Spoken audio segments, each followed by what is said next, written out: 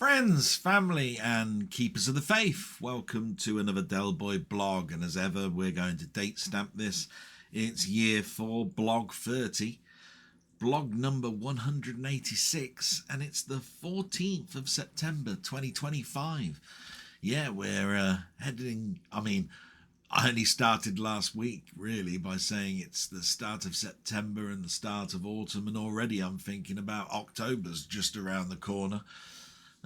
It's got to be an age thing. I can't think of it as being anything else but an age thing. But there you go.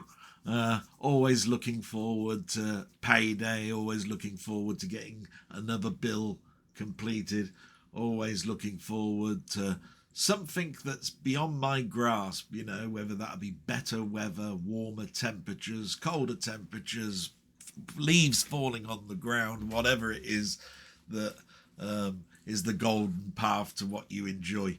And then, of course, when we get there, we don't enjoy it. It's amazing, really. But I digress. We'll talk a little bit about me a little bit later on, but I will say this. We're heading into the time now where I wear my fleece a lot more. It's bloody cold. The heater in this room, the radiator is in the back part of the room.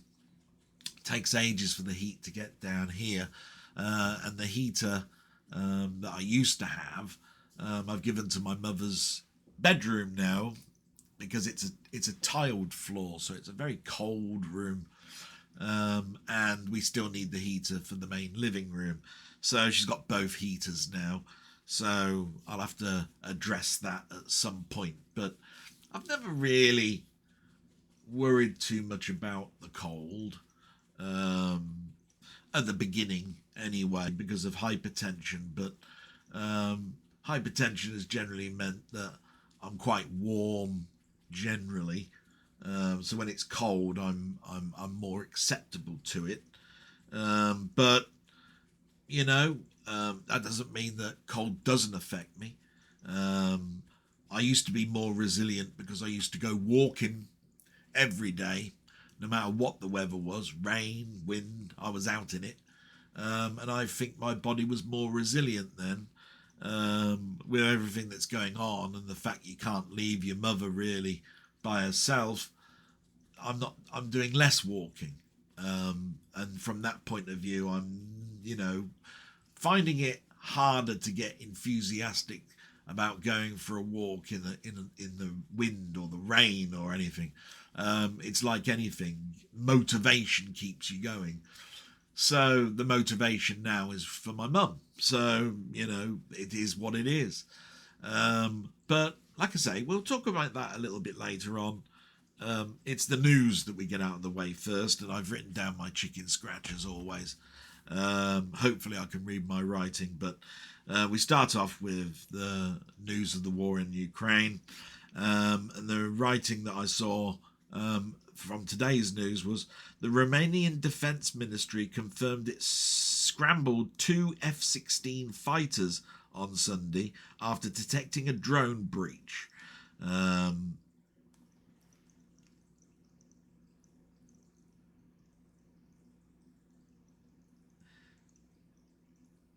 Trying to read my writing here. So this the country's airspace, just days after Poland, confirmed it detected a Russian incursion. The US joined NATO to express concerns on this, accusing Moscow of violating international law. Trump added he would beef up security if other NATO members stop buying Russian oil, as doing so stops bargaining power. Yeah, sorry, it was a bit disjointed there, my writing. I really must... I do it in capitals, but I do it so quickly that sometimes letters like countries and concludes and all that look the same. But anyway, the gist of it is that there was a big problem with Poland this week. Drones have now been sighted over Romania scrambling F-16 jets. The Europeans have got together to try and beef up security. Trump, in his background, has basically stated our security is reduced, but I will increase it if you stop buying Russian oil, because when you keep buying Russian oil, you're contradicting the bargaining that I've got with Putin. In other words, starve him and I'll have more bargaining. Well, yeah, we have been starving him. We put all sorts of sanctions in place in the same way that Trump sanctioned when he first came into power, the first time he was president and the second time he was president, with all these tariffs. So oil is a big thing because basically we're still not fully electric and we're still not fully sustainable by our own countries. So of course we buy oil from wherever we can, and of course Russian oil is one of the big stockholders. Where there is other oil, there are other wars going on. It's not easy. So my big beef on this is that we've all thought that as Russia keeps pushing into Ukraine, how far will they push? And you can see that other countries, Romania, Poland, are all now starting to see movement into this area. And, you know, it's where does it stop? And it should never have started. That's the whole point from my perspective. So I don't really have, again, opinions on all of this. It's other than I want the war to stop. I want things to go back to a more harmonious situation. And that's where I end it, really. I do hope all of this nonsense stops soon. I think Putin's mental. That's my only opinion on it all. But there you go. So we move away from the war. We go to just some other news that's like in the UK that I've noticed. So yesterday I noticed in the paper that it said it was the last night of the proms, and that brought back lots of memories. Because when we didn't have satellite TV and when we had just the normal terrestrial channels, the last night of the proms used to be on BBC One. And basically there was a big fanfare for it. You watched it and listened to the music, and a lot of families were around there going, oh, I quite like this piece, because classical music is not sort of like easy listening music. Or pop music, or you know, something that everybody can get their head around or want to. And I watched a little bit of it, you know, just to reminisce and go, oh, I remember this and all that sort of stuff. It's important to note that it was the 130th prom. It started in 1895. It became the BBC proms, I think 1927, 6, somewhere around there. So it was the 99th broadcast of the proms, whether it be on radio or TV, since the BBC took over. That's like an incredible achievement, really, a yearly event. There may have been, well, there would have been issues during the war, which is why the numbers all become a bit weird. But it's nice that there is some type of summer festival that people can embrace. And, you know, it's changed, you know. I mean, we've now got film score music in there. We've had even proms celebrating the music of Doctor Who, contemporary music. You know, it is a huge celebration that doesn't get talked about other than when it is starting and when it ends. Very little in the middle. And it's a bit of a shame, that, really. But yeah, I remember our time in the family with the proms. And yeah, we watched it. I don't think it's essential, but I think it's good for anybody that's ever into any type of music, really, that you watch it at least once to know what it's all about. And we ought to celebrate a lot of music that is not contemporary, you know. Where I think a lot of people bang on about, oh, you don't listen to this type of music, hip hop, opera, classical, drum and bass, all of this sort of stuff. And people will say, not my type of music, without actually even listening to one track. They hear bits of something like coming out of a car, you know, like bombastic drums that you can hear all the way across the other end of the street. And you go, what's that racket? But you're not actually listening to the actual track that they're listening to, and you need to sort of like sometimes give things a chance.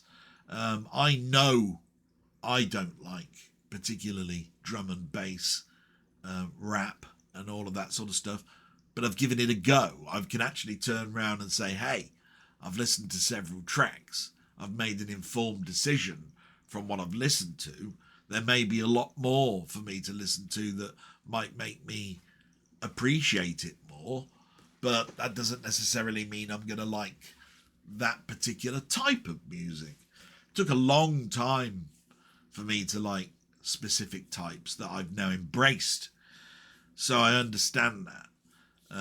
But even so, I'm happy with where I am with my musical taste, and I'm always open to listening to more. As long as you keep an open mind, it's great. The rest of the news, let's see. All this week it's all been about, in the sport at least, England's qualifying for the Euros, which started in earnest. There was some friendlies leading up to it, and we've got a new coach, a new manager, and people were even at the early stages questioning, is this guy going to be any good? Is he going to be better than what we've had before? Have we got ever a chance? And we've noticed a big shift in moving towards that chance under the previous manager. And now that he's gone, you think to yourself, oh, here we go. This is where we stumble backwards. I watched bits of it. I wasn't enamoured. It's maybe that's my cynicism. But, you know, whenever there's something that is centric to the country that you live in, I'm quite patriotic, without saying I'm a patriot, if you see what I mean. I love that I'm English, you know, that I'm an Englishman. And you know, and I know there are many that are proud that they're Romanian, Scottish, Irish, you know, everything. That's how it should be. You know, and sport can join us a little bit with that. So, you know, I did watch it, and, you know, it was all over the news just how well England did. They beat, in their first qualifier, a country called Serbia. And I think the score was 5-0. I wasn't that. Like I said, the first goal, I think, was it an own goal? It was something and nothing, if you see what I mean. And I'm going, so this is our top tier team, and they come up with a goal like that. It was almost like a tap in or something. I'm pretty sure it was considered an own goal or something. I'm not sure. Thinking back on it, other goals may have been more spectacular, because the other thing about it is it's at a time of night where I'm having to therefore get my mother into bed, and I've got work the next day, and it does tire you out. The one thing I've noticed about getting my mum to bed at night, especially if you're doing it by yourself, is that you've worked from 6 or 7 in the morning, you've got to this point where you then still got to do a lot of heavy lifting type thing, you know, a lot of walking back and forth to get water and flannels and all, you know, tablets and all of that sort of stuff. And it just tires you out. So by the time now that I'm finished, turned all the lights out, come into my room and it's my time, I'm knackered. I just want to find out what's on telly, turn the telly off, go to my bed, switch the telly on at the bottom of my bed, and watch a film and drift to sleep, which I've done far less of. And I've tried to listen to audio books in a hope that that will help with a more meaningful sleep. And overall, the earlier I go to bed, I think the quicker I'll go to sleep. And if I have broken sleep, at least when I wake up, I'll drift back to sleep, and it'll still be very early morning, enough for me to get longer sleep until I wake up again 6 or half 6 in the morning. So that's that.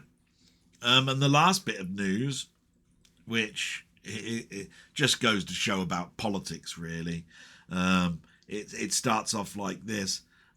PM quizzed over Lord Mandelson's eligibility to be ambassador to the US after involvement with Jeffrey Epstein. My God, this Jeffrey Epstein thing. He was so powerful, he knew so many people. Even Trump's been in the news in regards to letters saying he was so happy to be his friend, and Trump turning around saying, I don't ever remember writing that, and that's all nonsense, and all of this sort of stuff. So apparently there was a email or letter found, and it shows his attachment to Jeffrey Epstein. Jeffrey Epstein fooled a lot of people. But I do agree with this, that if the PM knew that Lord Mandelson was closely associated, you have to then turn around and say, are there other people in my control or in my circle that would be better suited as ambassador to the US? We're talking about a person that's now dead, but his crimes are still felt, and therefore it's a hot topic and a hot potato in the States. So do you really want a UK person that was closely associated with him as being your ambassador? And that I have to go, yeah, you got to start thinking there must be better people, more eligible for this. And that pretty much is all I wrote down for the news, because they were the hot topics. I think it dates this week quite well, in case anybody does look at this as historical. So we move on to my week, really, and it's been a big sort of like change week, because it's been a week where I go back to work. So all the things that were going on still continue, don't get me wrong, but from Tuesday onwards is me going back to work. So there's not really much to report other than when it comes to care for my mother, it's getting more and more difficult. Not because of conflicts and stuff, but because you just really don't know, with the nights drawing in, and with my mum's degenerative problem, how tired she's going to be. And from that point of view, you can't really then have an anchor point of 9 o'clock as a time to go to bed. So Monday came along, and my mother was tired. I think she had a bit of the flu, really. And of course, Monday would be a time where my sister needed to turn up, and my mum wanted to go to bed at 8 in the evening. Getting the room ready took it to 20 past 8. 8:30, I was getting her into the room to get changed and ready for bed. At this particular juncture, I had to sort of like tell my sister, sorry, no point setting off. Mum wants to go to bed. And remember, I'd done Sunday as well, and there was a lot of days last week where that particular type of call happened. Now, Tuesday came along, and it's a totally different day. So I'm starting off at work, and it's my mum's first day going to sort of like a dementia activity club type thing. So I had to get my blood tests done. So I went down in the morning, got my blood tests done, came back up. My sister, therefore, is waiting for the dementia people to get the pickup, and my sister was going along with my mum, which I'd totally forgotten about. So it didn't make sense, actually, because my sister was saying, how am I going to lock the door when you're gone? Because you might not be back in time. Because there was no reminder that my sister was going to this club. And while I was walking down to get my blood test, I was going, why am I thinking about this? Why can't my sister stay behind by 10 minutes? I was going to be 20 minutes at most late, and she's supposed to be working till, here with my mum till 2:30. So why is it a problem? See, she didn't remind me she was going with my mum. I knew my mum was going, but I didn't know she was going as, along to the event.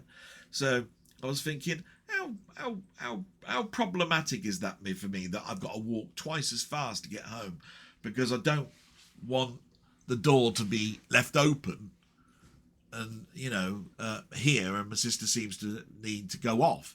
Actually, it's because she was going off to the centre, so it makes perfect sense. But this is where communication is required, and with the lack of communication we've got at the moment, where it's just cordial, it doesn't work. You need that sort of like softness in the communication for this to work. So anyway, I got back, and from a certain standpoint, that made it easier for work, because I don't have to keep going and checking my mum or anything like that, because they actually returned at 3:30. But I'm digressing a little bit here. My sister then goes off home. That's great, ready to come back in the evening. But how exhausted was my mum? We were watching the football, and I could see her going like this with her eyes. And I said, Mum, why you got your hands over your face? Because my eyes hurt, because I'm tired. And I said, well, do you want to go to bed? And she said, yeah, I think I ought to. So I started to get, you never know with my mum, she might be very awkward, is the word, and stay up. But I finally managed to say, Mum, are we going? And she said, yes. And I got her into the room, and it was about 8:25, and I said, well, I'm going to have to tell my sister, that you want to go to bed early. So I did that, and the last words my sister said was, okay, I'm turning back, because she was started walking, but I ain't happy about it. And what am I supposed to do? Do you see what I mean? It's like, what a horrible thing to end a conversation on. But I do understand the frustration, because if you're setting off and you're going to do a walk and it's 2 miles and you've just started off and somebody phones you up and says, don't bother, right? Because obviously, things have changed. Then it's going to infuriate the other person. But how is that my problem? I phoned her up because I thought it'd be nice that she heard from my mum to say good night to, right? So I was just doing something nice, really, and informative as well. So that ended on that night. And on Wednesday, of course, it's my sister's birthday. As you know, I was told what to do on Wednesday, that my sister would be going off for a meal or whatever it is. So again, another night where I'm looking after my mum and I'm putting her to bed. So you can imagine that it's about 4 nights in a row now of putting my mum to bed, which I don't mind, but it's very tiring. And of course, Thursday comes along, and we hear nothing but, oh, Paul did this and Paul did that and all of that sort of stuff, which I have to listen to, which is not a nice thing to listen to, really, when you're not talking much to your sister. It's just, I don't want this anxiety and I don't want this hurt, but you can't speak to this to my sister. And the only thing I had really looking forward to was on Tuesday. I had a conversation with a GP in the afternoon to explain that I wanted mediation from the GPs to try and sort this out, because my sister and I, the communication breakdown it's cordial, but it's not great for my mum, and that we can't talk to each other, and so somebody needs to intervene. If we don't, then basically things will break down. You could possibly turn around and say, after several months of it, there could be safeguarding issues. She totally understood. It's funny, because when I was actually speaking to the person, she said, so where does your sister, this is the questions, where does your sister live? I said, a couple of miles down the road. Where do you live? And I said, I live with my mum. Oh, so you live in house with your mum? I went, yeah. So you're the main carer? I said, no. My sister and I both agreed. We love our mother to bits. There is no main carer. We care for her equally, or as best as possible. But that's where the problem lies, in the fact that if somebody doesn't understand how the other person in the caring community, i.e. myself, is getting tired, and doesn't respect that and try to do something about it, then that person drops off and fails or dies. In certain situations it could be so stressful and so tireful that basically I have another heart attack. And my sister doesn't recognize it. She just, every time I approach how many hours that my sister is sitting here, and how many hours I work during the day, it's always a tit for tat. Oh, well, I do this and you do that, and all of this sort of stuff, in regards, and I don't want to hear about how long you work, just because you live here. There's nothing I can do about that. No, there isn't anything you can do about it, but we have to address the problem, is what I'm getting at, because there's going to be a time where I don't want my sister, no matter whether I'm getting on with her or not, to walk in the dark, and therefore you've got to have an approach on how are we going to approach the problem of the sister not getting attacked, taxes, normal routes to get here. Plus, now we've got this additional thing. This is why I'm bringing it up, because my mum wants to go to bed earlier sometimes and later others. So, of course, it's a bit of a hot topic. Anyway, this person said that she understood where I was coming from. She definitely thought that it seemed like the elder sibling is trying to take control, and that she'd be back on Friday at 4:30, and that didn't happen, and that's why it's a little bit on my mind at the moment. So there's that bit out the way, and we get to Friday anyway, and this time there's no hair appointment for my mum because the hairdresser is on holiday.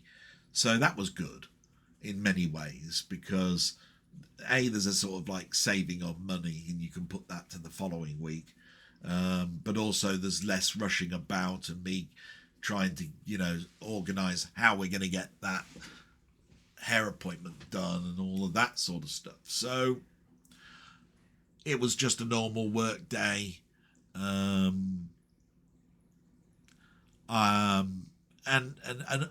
work was sort of like an average week. I was playing catch up for the first day.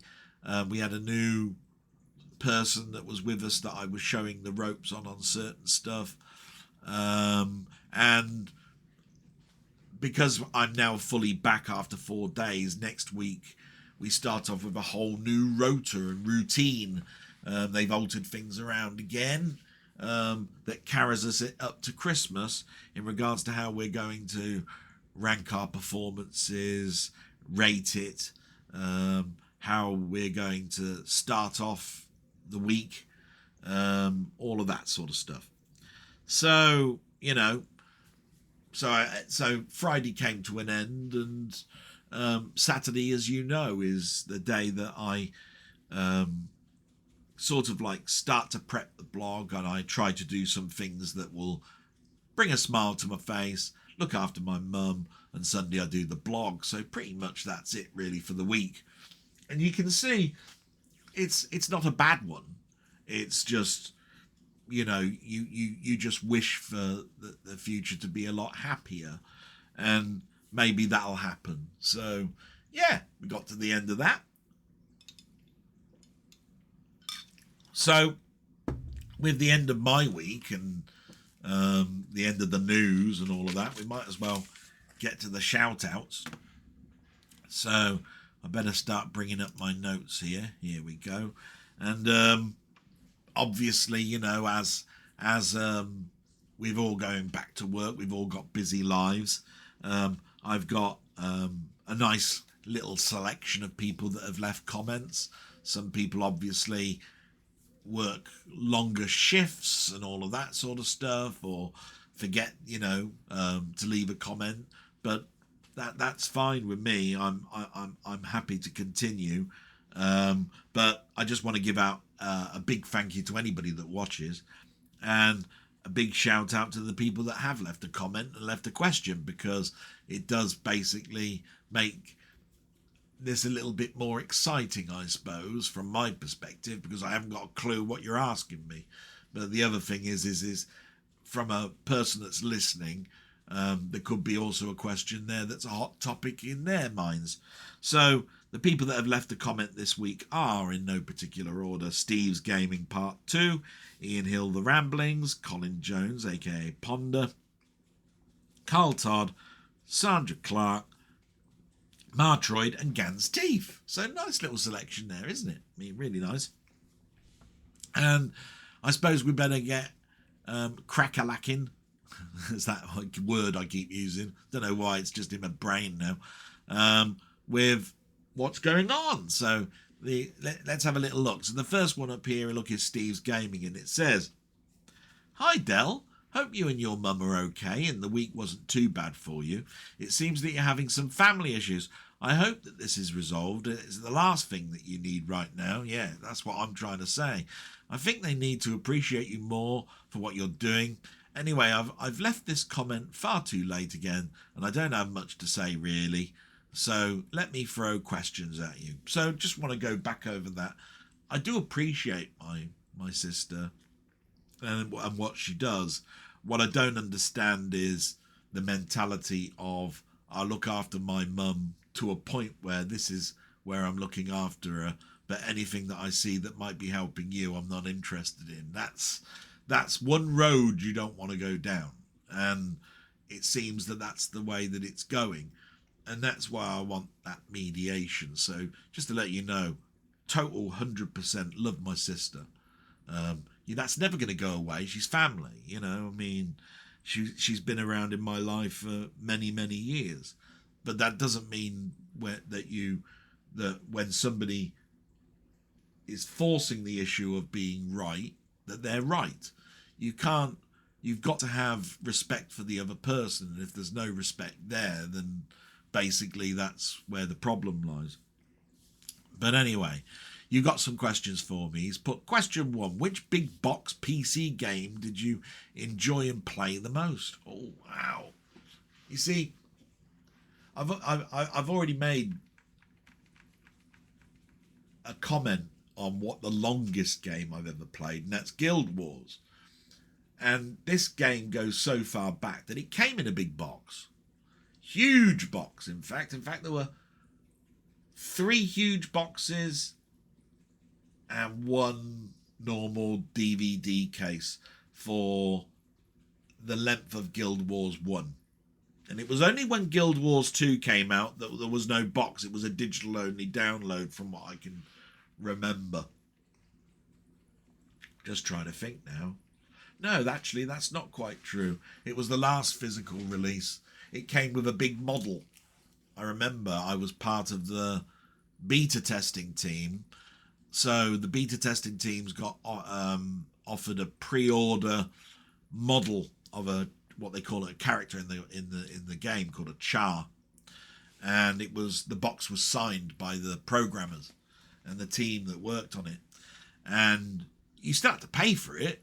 It was just you had the option, and I took that option and had this bloody great big box delivered. The most enjoyable games I think I've bought in a deluxe set. I remember when I bought Skyrim, that came with a big dragon statue inside it.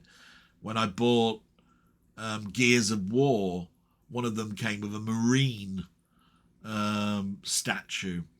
I remember when one of the Halos came out, it came with a Master Chief helmet, which was hugely sought after. And I've bought many of these types of sets. I remember I was heavily into Blizzard games, and I bought the Starquake, what they call game chest, and the Diablo game chest. And they came with makings of DVDs, the game itself, the past games on a USB stick, the art of all of this in these huge tomes. But my big box collecting probably started even in the 8-bit days. I remember that Elite was in a big box, and Elite was it's one of those quintessential games that I go back to and say, do you know what? If I think back at all the games I played in the 8-bit era, that's probably the one that stays in my mind the most about, and it must have been how it blew me away, because there are other big box games, Gunship by Microprose. Steve will appreciate that Microprose games came in huge boxes with huge manuals, and you just felt like you owned something. And when you were reading this manual, you're getting more excited about, oh, I know how to take off now. And you tried it and you went, whoa, I took off now. And then you now got to stay in the air. Shit. A bit like that, you know. So maybe I appreciated the more complex games more, which is strange, really, because our upbringings, going back as far as Pong, were short-lived games where you had a certain amount of lives, or you had a certain score to get to and the game would just end. Board games, exactly the same. You have a start, middle and an end. When that end is done, that's the end. And longer complex games like Elite took far longer than a board game ever was. The start of the save routine, really, in regards to, I want to continue from this point. So yeah, when you're in a world like Guild Wars, that's just never ending, and they put so many tropes in there in regards to you coming back, like plants that grow, and the next day has to come before you can actually grow the next batch of plants or whatever. Then you're talking about real life reasons to having to return, and that can be a hot potato to talk about if you think about it, because that then draws to addiction like gambling. So yeah, the simple answer is Guild Wars, but there are so many big boxes, and I do appreciate the Blizzard ones, and some of the console ones.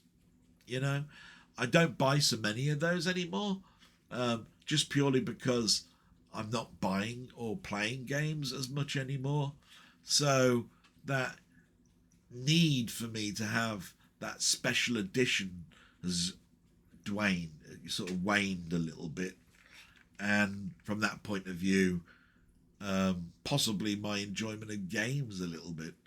So yeah, I mean, I still put them on occasion, and it's nice to have a nostalgic look at them.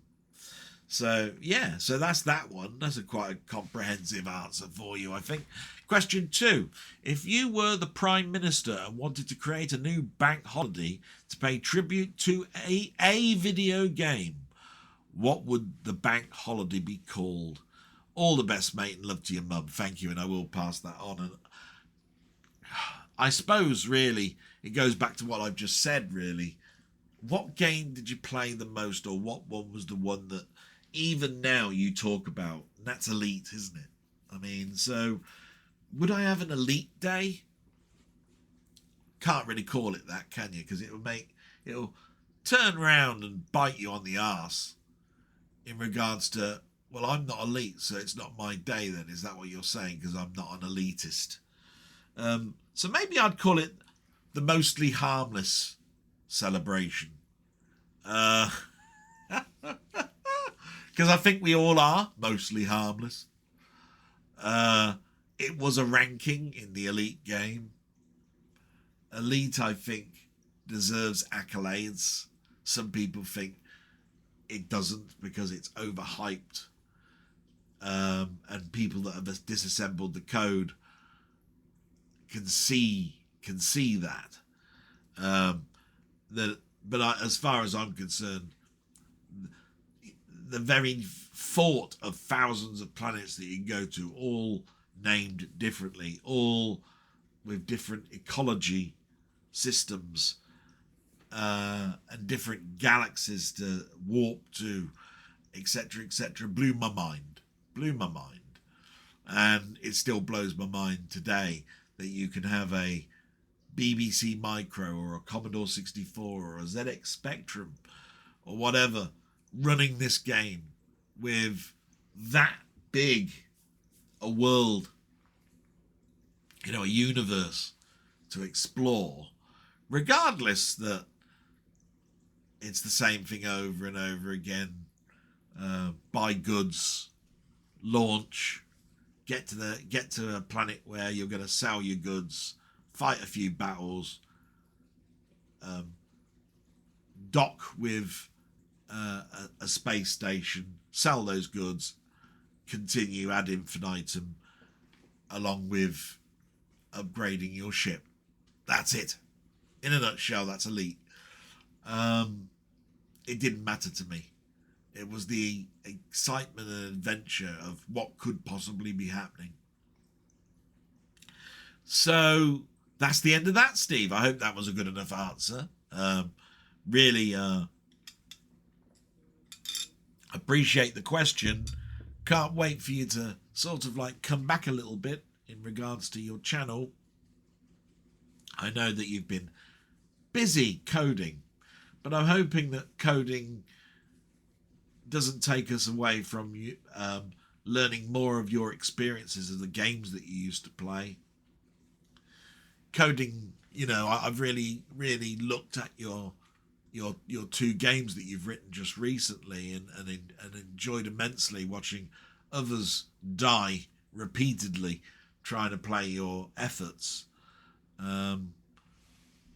But I still miss the days of when you were just loading up a game that somebody else did and die millions of times. And I use that word correctly, millions of times.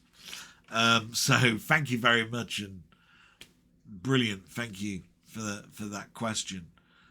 We'll get to a little bit later on, but if we don't get to it, I'll just do my salute now. So, you little shit, little bastard, you're just too good. Your channel's just too bloody good, you little git. There we go. Always have to have that little salute to my friend Steve.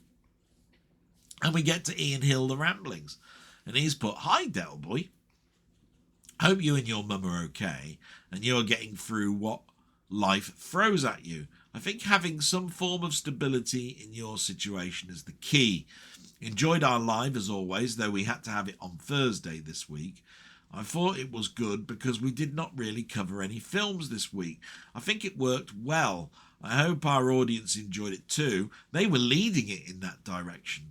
I think we all smiled at the embarrassing records we had as children, which our parents had got us. Also, I remember my mum loved to play Mario Lanza and Cliff Richard, which didn't do too much for my ears. Imagine the torture of having this played with Pinky and Perky. Totally. And yes, the big shout out as always is to Ian, where we have our little chat, and because it was my sister's birthday, it was moved to Thursday, which I appreciated greatly, and I looked forward to it even more. And when it actually came round, we had such fun. We were talking, starting at the beginning like we always do with films. It takes a turn when you got different people come in and they start adding things. So of course we started talking about TV, then TV turned into music, music, and it just goes round, and then it goes back to soundtracks, then back to films, then back to our experiences with TV and music again. So it just went round and round, and we had more and more people coming in and chirping in. I happened to mention that I had some awful records back in the day. I remember my sister used to ridicule me over some of them. I was buying things like, I don't know, the theme tune to Monkey, the TV series, theme tune to Minder, crap records like Shut Up Your Face, and all of that sort of stuff. And I remember the cringe fest that was Keith Harris and Orville's record that came out, I Wish I Could Fly, I think it was called, and Clive Dunn's Grandad, and all of this sort of stuff. I mean, we've all bought shit in the past, and some of us have bought them and we'll protect ourselves by saying, yeah, but I bought it for my nan, really, because she liked it. Bollocks. You were probably in there listening to it at the same time she or he was, whoever you were buying it for. So I don't take that as any type of excuse. But we had a lot of people come in. We were talking about Charlie Drake and records like My Boomerang Won't Come Back, and Terry Scott with his track My Brother. And it could have gone on for ages with Ken Dodd with his number one tracks, about all sorts. What was his? Was it Smile or Happiness or something? And of course, we've got some despicable people that we don't really want to mention anymore, that had hit records with Two Little Boys and all of that sort of stuff. So yeah, we sort of skirted away from that, remembered the fun times of it. We even got round, because of Steve, believe it or not, who we're just talking now, what the swap shop telephone number was and what the Tiswas post office box was, with the 018118055 for swap shop, and the Tiswas address of Birmingham B12JP, etc., etc. I mean, it's amazing what your memory can remember, and yet important things that you really want to remember are gone. Like I say, can't remember all of the address and all that, but it's nice to remember the good things about it. So anyway, we carry on. I saw, Ian says, I saw some great films this week. You sent me a download of Looker, which was an enjoyable sci-fi thriller. That's because I did a review of the film Looker. I've got the DVD. Sometimes I just want somebody to look at a film and then make their own informed decision on to buy it. And more than likely, that's what happens, like with someone like Ian. If he really likes something, he'll order it and buy it, and that's what's happened with things like Sinners. So who's to say that wouldn't happen with Looker? So yeah, that's great. 5 films I love sent to me by Jamie. So Jamie sent him some stuff were Ikiru, True Lies, The Abyss, Enemy of the Estate, and I'm Not Scared. My question this week is, do you instinctively know if someone is a liar? Can you tell by their body language, or if on the phone, what do you hear in their voice? In customer services, do you get trained in this? I remember when I was a librarian, we were given training on how to be assertive. We had to do role-playing exercises. Have you gone through this process is the question. It's amazing, really. There's a lot there. And it takes me back, actually, to customer services and working for iSoft and working for Lloyds Bank's help desk and all of that sort of stuff. Because you don't really learn about lying. By the way, a fantastic TV show that I really, really fell in love with and was so upset when it got cancelled was Tim Roth's TV show Lie to Me, which explained about how facial tics can give away a person on whether they're lying or not. Like after a sentence you see a scowl, or whether their eyes point to the top left or to the top right or whatever when they're talking, because it's behavioural. But we never had that sort of training. We did have assertiveness courses, but that doesn't help you with lying. But a lie to a customer service representative is a bit silly anyway from a help desk perspective, because you're trying to tell of a problem and that you need a resolution for. So there's no point lying about it, really. But I do really appreciate that some people try and cover up that they've done something bad and they shouldn't have been doing it. But what we did have training on was the ability to use open and closed questioning, right? That's a question with an open end and a question that only has a closed end, yes or no, true or false. And you use a combination of these in your arsenal to get to the bottom of the problem, which means that you try to iron out the lies. Okay, so we did have assertiveness and we did have training on open and closed questioning, which is how we handled a lie. But can I tell easily a liar? No, not really. You know, I mean, if it was like someone in my family, I'd expect them not to lie to me, tell the truth. But, it all depends on the other person, and whether you take them at face value, whether you think that what you know is more than what the other person knows to have a contradictory answer. Do you see what I mean? So it's an open-ended question that's got no real answer, because I'm a big believer that people do tell the truth or get to the truth eventually. But you can't expect someone to tell the truth all the time. There'll always be what they consider the white lie, something along those lines. So that's my experiences on working on the help desk, and I hope that gave you a good answer.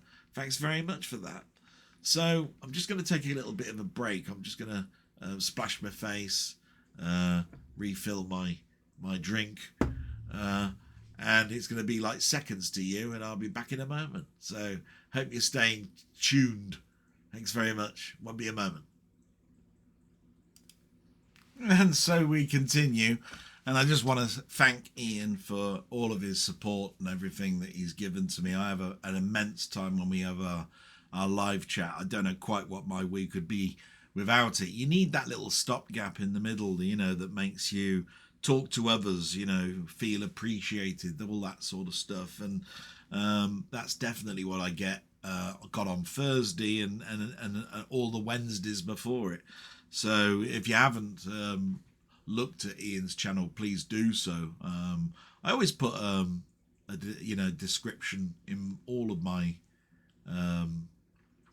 YouTube videos, and they usually remain stagnant, or I'll add the odd extra one, which is there. So you'll find his link there, and I do hope that you become enlightened and just have a quick look. I mean, it's definitely worth doing.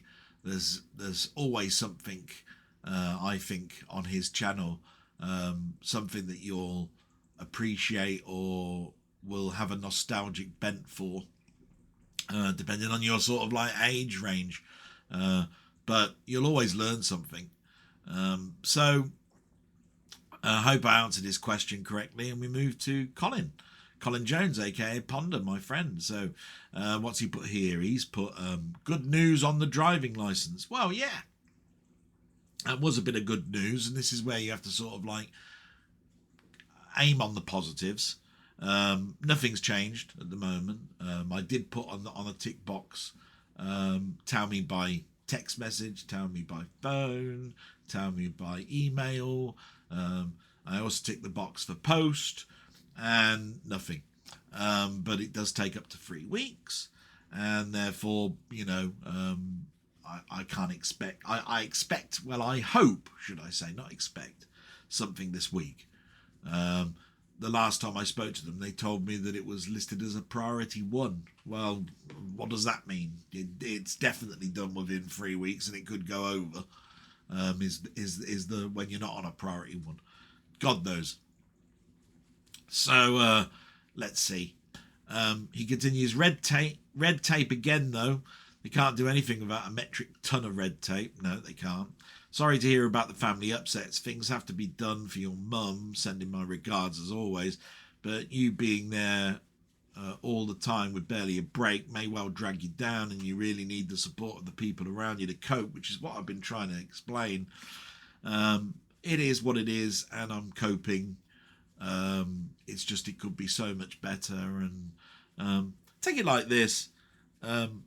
Most people look forward to the weekend, Saturday and Sunday. Saturday, that you might need to get up at the same time as work, but Sunday you could definitely probably appreciate getting up an hour later or whatever. No such chance with me. I have to give my mum a painkiller tablet in the morning, otherwise we can't get her up. So I'm constantly at the same time every morning, and constantly going to bed same time each evening. Everything in between is what exhausts you. So yeah, something's got to give, and I hope it's not my health. But at the moment, coping. The term AI is being tarnished by the very limited area. The term AI is being tarnished by the very limited area of generative AI like LLMs, image generation and audio creation, which can only exist thanks to massive copyright theft and are being shoehorned into places they shouldn't be, used to save move over human costs, or even in fucking browser and app that just get in the way of what you really need to do. On the wider front, AI is a good thing. Yeah, I think we've all sort of like expressed the same sort of concerns. AI can be a great tool, but with greatness and great tools, they can be abused, and to take jobs away or creativity away is a no-no. And that's where I've always sat on it.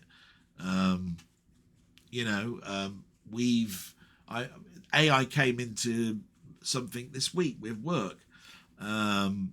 We were looking at some things in the database at work, where the only thing we've got is a model that says unknown model. We know what the vendor is, and we know the serial number. Now, if that vendor doesn't have a serial lookup, then basically what can you do about it other than ask a particular person to go and check and see what it is? Now, you have to appreciate, with every piece of equipment out there across the whole of England, Scotland and Ireland for the Ministry of Justice, not everybody, a technical person is at every office, so you have to make a purpose visit. So what can you do? So you basically, you start using Google Lookup, and then you find that Google Lookup won't do too much, so you start using AI tools, and you go, what model would a Vodafone communication device be with serial number blah blah blah blah blah, and hopefully it'll come up with saying, although there is no serial, this is what you generally get as an answer, although there's no lookup service for this, the very note that the serial number begins with FC indicates that this is a router, and therefore we can state that this is probably a Vodafone router Vox model E11 or something, right? And then my answer to that is to my superiors, if we don't have that model created in our database, do I create it based on just what AI says? I have to look at it from, do I give 80% certainty to this, 50% certainty to this? Do I keep it where it is until we've got certainty? And if that's true, what's the point in this widget that keeps telling me I need to do all these jobs to find out what these models are, etc, etc, etc. And it just goes on and on and on. But isn't it great that the tool can give you at least a hint or a guide to it? And that's where I'm saying, hey, AI can be a good thing.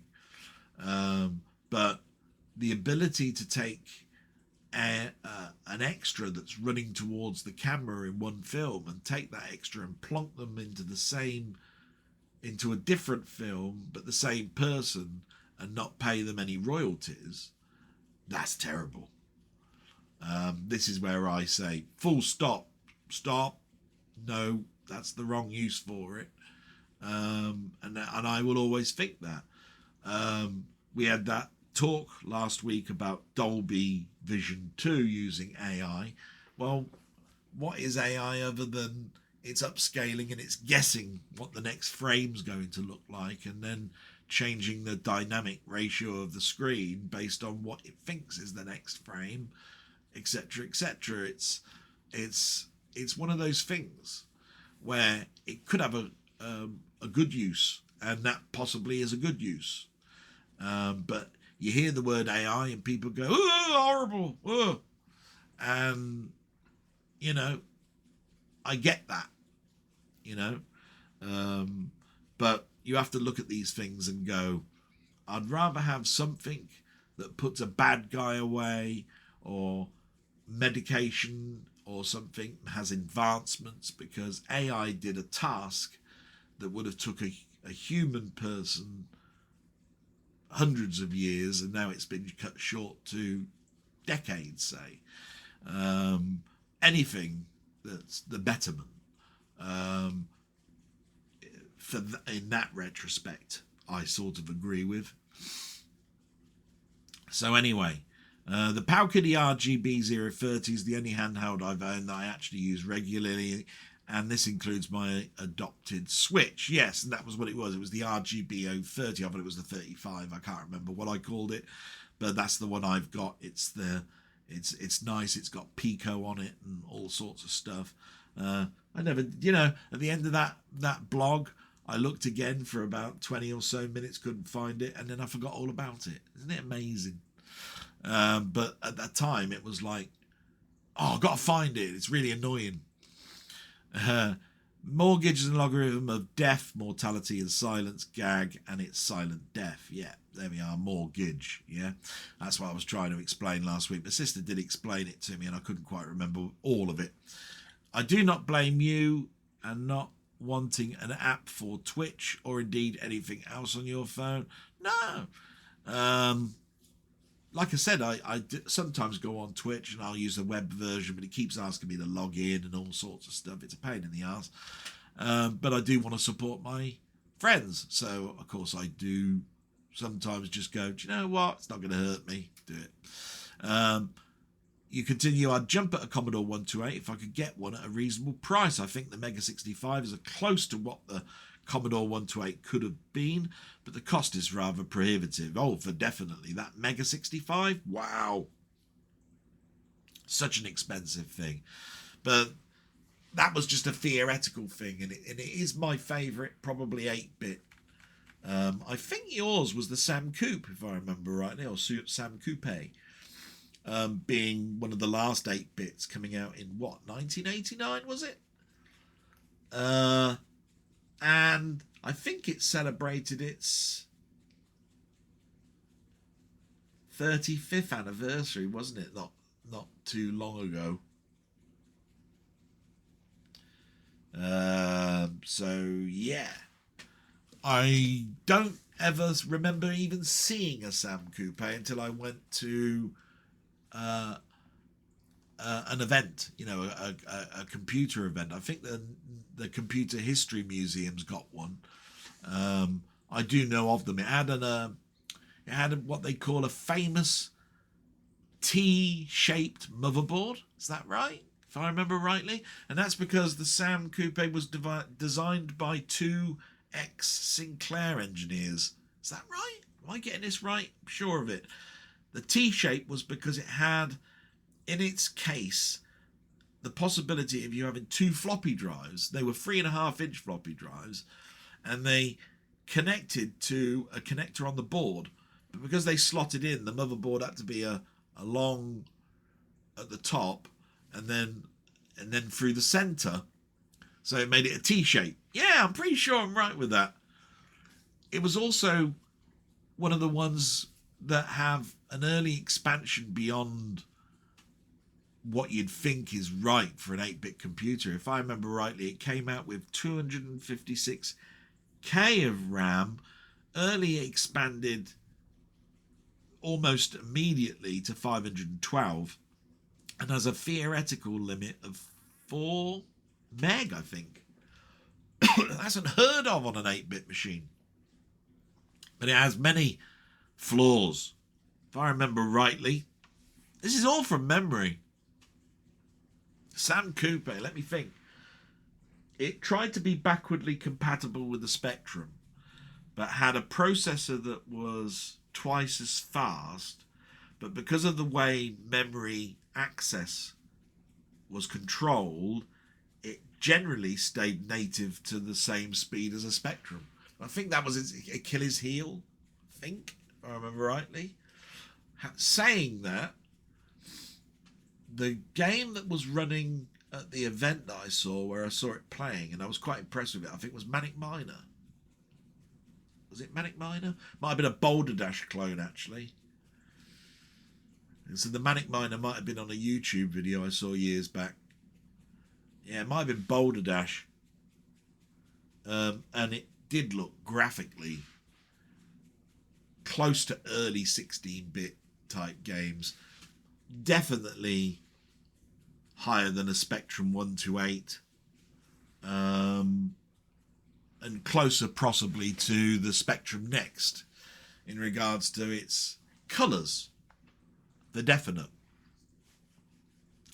I think it was one of those ones with a palette of 121 or 128, depending on how you count blacks, because how many shades of black can you have? Right, 1.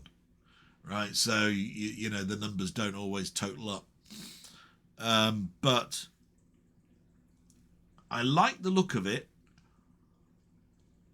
I like the idea of it, but I still think the Commodore 128 is the machine I'd like to see have all of its bugs fixed and possibly re-engineered so that Commodore 128 mode was more extensively used, because we know what it was like back in the day. That came out in 1985, and basically you coded a game to the lowest common denominator, the Commodores. So we learned this from many machines like the Commodore 16 and Plus 4.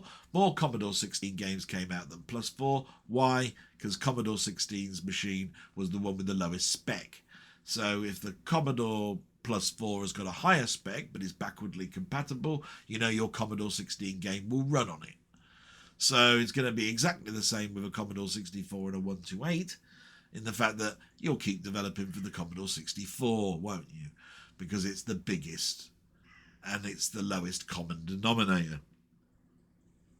Shame I mean, there were some Commodore 128 exclusives. I never got round to, and I might do this when I finish today, is load up my Mister and try the Commodore 128 version of Elite. It might be slightly faster, depends. Not quite sure on that one. It did have an overclocked. Is it a 6510? It definitely had a Z80 processor in it, but that was for CPM mode. Yeah, so it might be slightly better, and I wouldn't mind having a little look at that, even though we've seen what David Braben thinks is the best version of Elite, and that was on the Archimedes, he said. But there was some fantastic versions out there, ones that you'd never even think of. Apparently the NES version, the Nintendo Entertainment System, got a version of Elite, and apparently nobody thought that was out the ballpark that came out. So there we go. You continue. The Adam had tidy specs but was too expensive, almost twice the price of a Commodore 64. Yeah, it was. But what I was thinking of was a machine I'd like to have seen continue. You could look at the fact that Coleco, that brought that out, dropped the price of the Coleco like a stone when it tried to compete. So how do we know that if the Adam was more robust and not so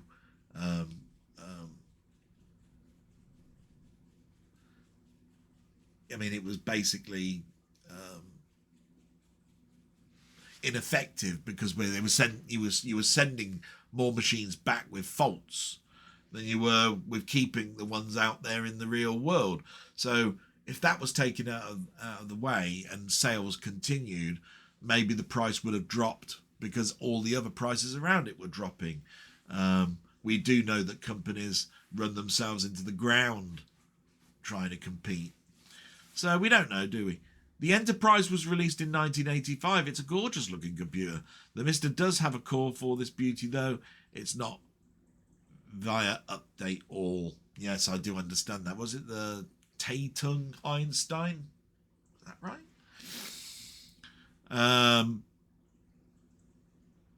My question. You mentioned getting a £5,000 TV for $3,500 back in the day, but what is the best deal that you've had on a high-priced? What is the best deal you've had on high-priced items? Well, that's a simple one. The higher the price, the better the deal. The two most expensive items I've ever bought in my life is a house and my car, my brand new car that I waited 30 odd years to get. So when it comes to the house was advertised in 1998 up in Manchester for 52,000, and I put in an offer for 42,000 and got it. I had a budget of 50,000, so that really helped to have that extra $8,000.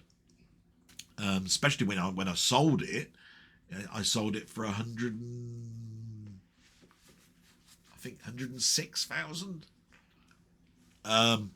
So, it paid off the mortgage and gave me that. But it was nowhere near the money that I needed to buy a house down south.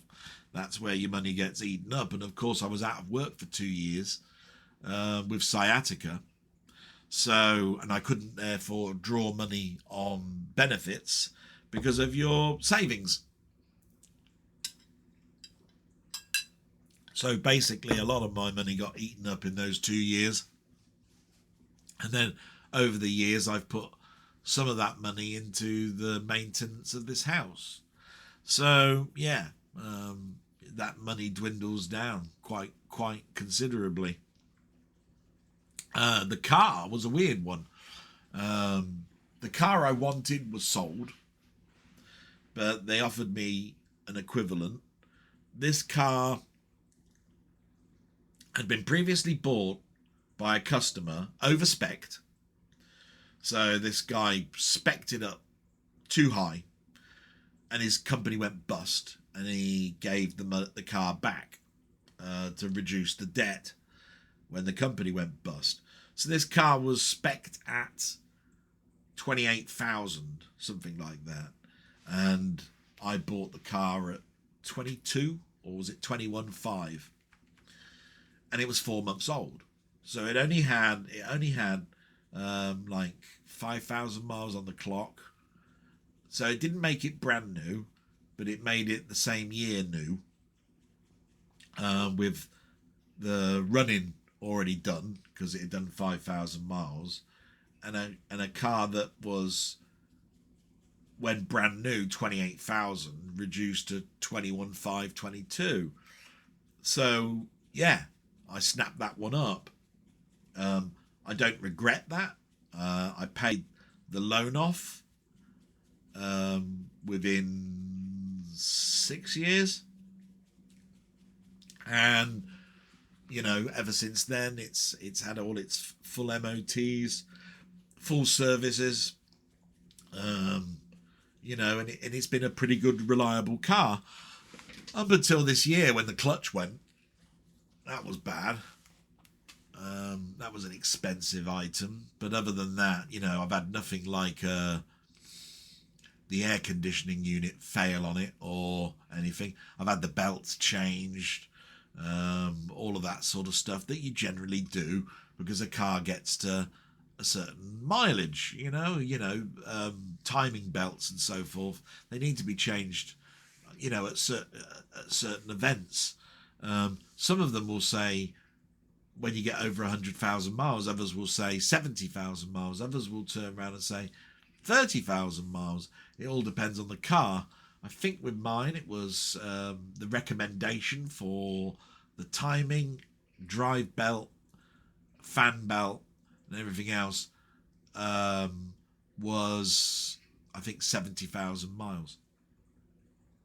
I had it changed at 60. Probably too early, but it's good now for however long that I've got it, or I sell it. So there you go. Yeah, those are probably the most easy items to talk about in regards to expensive items, high-priced items you got a best deal on. But maybe the best deal is the actual percentage between what its retail is and it's what you purchased it at. That's because recommended retail prices are theoretical numbers, aren't they? So, you know, you could turn around and say you got a better deal on a comic, right? Because the comic, it cost £3, but you bought it from a penny car boot sale, and therefore the percentage of saving is far superior to the saving that I got with those two items that I got. So it's all circumvention, all based on how you interpret data. Yeah, data masterclass. Yeah, how data can tell a story. Which is better, the slogan that says crime in London, I know, high crime in London is reduced to 1%, or the other way round, the actual figure of how much crime is going on, right? So 1% of the population of London could be somewhere close to 2.5 million. So crime is on the rise at 2.5 million. You could turn around and say, for high crime, isn't that a terrible figure? Turn the figure around. 1% of crime in London is 1%. See what I mean? How you interpret and how you tell the story. Brilliant. Thank you very much, Colin. I hope that was entertaining. Me going all over my words and getting my brain in gear. Terrible, wasn't I? Saluto, my friend. And by the way, he's got a cracking channel. Does his own blog as well. By all means, please go and have a little look. The cycling journeys alone will open your eyes to just how mad the roads are. So we moved to Carl Todd, and he's put, "Hi Del, I hope that this week has been a better week for you. I forgot to mention a TV that I thought was cancelled too soon was The Lost Room. Only one series was ever made and it ended with so much promise. It's available on DVD though, and possibly streaming. Last week I asked you about ranking computers, but I didn't intend it to be a big question. That would take over proceedings. Just a quick gut instinct type thing. You wondered if it would be worthwhile or mentioned about maybe making it a separate video. I think it would be worthwhile because I think you would have a separate take, because not wanting to upset anyone, I think you would have more technical viewpoint. I know that your time is limited though, so no problem." Oh no, man. I actually absolutely loved it, Carl. It was great to actually deliberate, and it wasn't really taking over proceedings. I like to have a topic. A topic is great. Just think what this blog would be like if everybody was just wishing my mum well. I had 16 of them that I read out, not one question, right? I'd fly through it, take about 16 minutes. So it's nice to reminisce and be nostalgic, but it's also nice to deliberate a topic. And yours was a bit of a topic. So, but I do see what you're saying. Yeah, I could turn that into a YouTube video, my take on, computers I'd like to have succeeded or whatever. I think I've talked about it a little bit as well today. We were talking about the Sam Coupe just now, and the Einstein, and I mean I could go on and more with Auric Atmoses, and it's to me, my greatest nostalgia is the machines I owned, and the ones that I actually had for a short period of time as well. Going around my friends' houses and looking at theirs is another nostalgia. But the ones that I've only seen the outside case of and seen a demo running on a screen without actually picking up a joystick or pressing a key on a keyboard is exciting to see, but not nostalgic in any way, shape or form, because it passed me by. So yeah, as I mentioned, the Commodore 128 was a machine that was around at a computer club that I used to go around to a family that lived in a little village around near here, and we used to go every Wednesday, and not to put too fine a word on it, we'd bring our games that we bought that week round and probably record them for each other while we were there. And he had a Commodore 128. So there you are. And it was also a good way for me to see what was still going on in the Commodore world, because I had an Amiga, and so I was buying less and less for my Commodore. And from that point of view, I got to see things like Defender of the Crown on the Commodore 64, where I already had my own copy on the Amiga. It was a great way of me not having to buy the Commodore 64 version and still be able to play it. And wow, what a disc-based game that was. At the time, we were all going, wow, we were playing this on the Amiga last week, and now we're playing the 64 version. And look at those graphics. They're about as good as you can get, aren't they, that this machine could ever come out with. And even then, we were looking at fidelity in that way. So, yeah. So you've got some new questions for me. Let's have a little look. See if there's another deliberating thing in here. Look, it's got, have you had a chance to watch any if the new Alien Earth show you've put? Any thoughts on it? So, have you had a chance to watch any if the new Alien Earth show? Any thoughts on it? Well, I know what you're trying to get at. So I did mention in my blogs before, Carl, you might not have seen them, that I saw the very first episode and I had high expectations for it. And I thought, wow, this is quite good with a few caveats. It had that different tier level, like people that are human, people that are augmented, in other words, had limbs replaced, and then people that are robots but have their consciousness moved into them. interesting, on a show called Alien Earth. And I like the setting. But at the end of the day, what do I think of it now? Well, I think we're up to episode 6 of 8. So either 6 or 7 of 8. I'm only up to episode 4 because I've gone back to work and I missed a week. But what I did notice was it's an incredibly slick show. And the story intrigues me, but I started to see it wane a little bit. I think I got to the bit where they're on an island, if I remember rightly, and there's all this security there, and it's all about the alien and tracking them down. And I thought to myself, where's the security? They got this huge, expensive, complex plant on this island. No bloody security anywhere. All the doors are key coded. You can just go around the whole of the complex. I don't know. I just thought to myself, this is a bit weird. And I think to myself, as we progress through this TV show, that I'm still finding immense fun with it. I'm still enjoying it. I'm watching it. But I'm watching it and enjoying it in the same way that I watched and enjoyed Lost.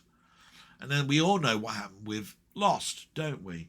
Started off bar up here, ended up at the end down here, right? And it's because I think of the direction it was going in and the fact it was just going on for longer and longer and longer. I think it was the money. You know, it was still a highly watched show in that time slot, and it was doing exceptionally well in after sales for DVDs. So it made sense to keep it going. We're in a different world now. Will there be a second season of Alien Earth? I've got no doubts there will.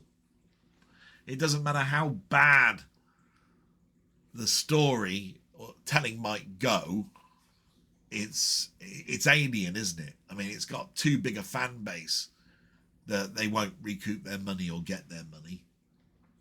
So at the end of the day, I've got a funny feeling that it might end up like Lost, and I hope it doesn't. I hope I'm wrong, but I've got several episodes to get caught up on. Definitely, I think it's episode 5 I've got to watch next. Yeah, I'm pretty sure it was episode 6. I mean, it could be episode 5 was the last one I watched. Do you see what I mean? It's very difficult for me to think back. But there's 8 episodes. So they've got time to turn things around, plug any holes or reservations that I've got. So that's what my thoughts are on it, is that it's super slick and super enjoyable to watch just for an hour. It's not the best thing. It's not a Heroes or a Fringe or a Penguin or those types of shows that have remained in our consciousness even years later.